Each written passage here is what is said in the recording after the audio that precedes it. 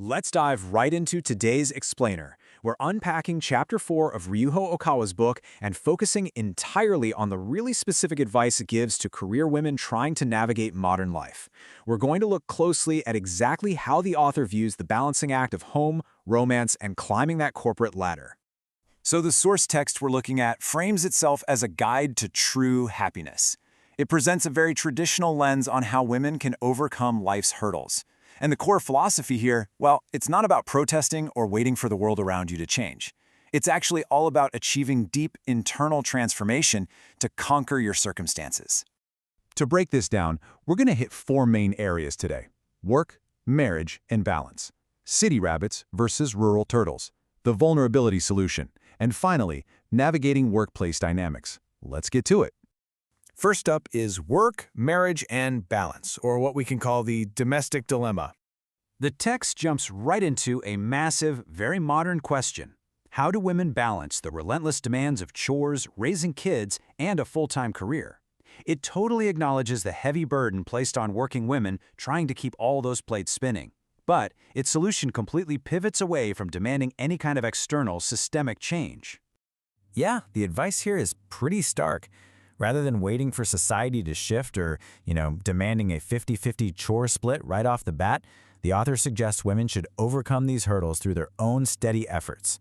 The idea is to conquer your own internal weaknesses first. By becoming what the text calls a well-made woman, the author argues that she'll naturally secure the long-term cooperation and respect of her husband, rather than having to force it. All right, moving on to Section 2. City rabbits versus rural turtles, and how they adapt to life and marriage. The author uses a really vivid animal metaphor here. On one hand, you have the fast-paced city woman, the rabbit. They're adaptable, sophisticated, and get a lot of praise before marriage.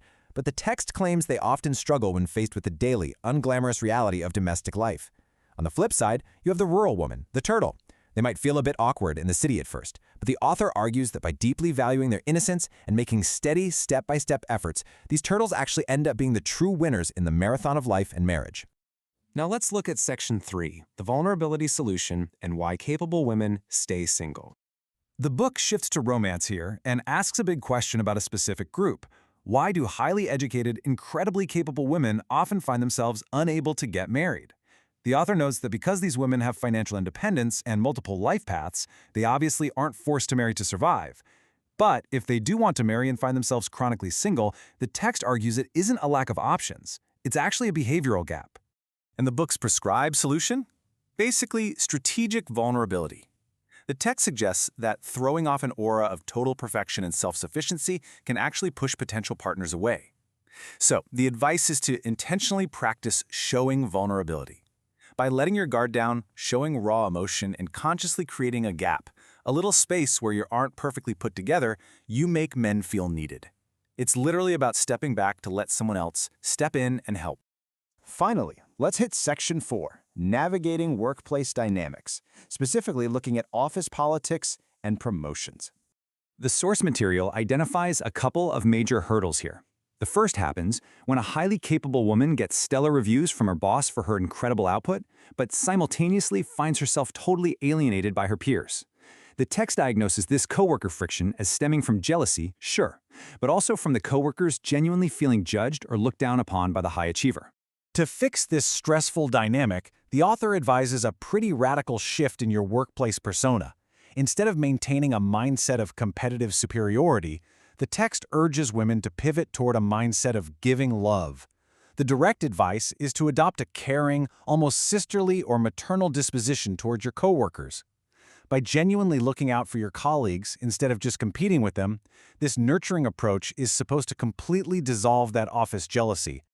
The second workplace issue is what we can call the promotion trap. Ever wonder why someone's amazing performance reviews suddenly drop off a cliff right after they get made a manager?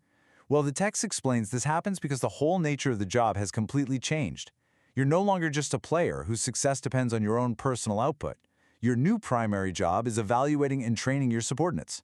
The author notes that many women who are star individual contributors really struggle here, and says the best way out is to deliberately learn this new skill set by closely observing seasoned managers. So that leaves us with a massive, highly provocative thought to wrap up today's explainer. There's a huge, undeniable tension here. We've got the modern push for broad societal shifts, like demanding systemic workplace equality and shared domestic labor, pitted right against this author's absolute advocacy for deep, internal self-reliance and personal adaptation. Based on the framework we just unpacked, where do you think the true balance lies? It's a fascinating question, and one that definitely invites a lot more thought. Thanks for hanging out with me for this explainer, and I'll catch you next time.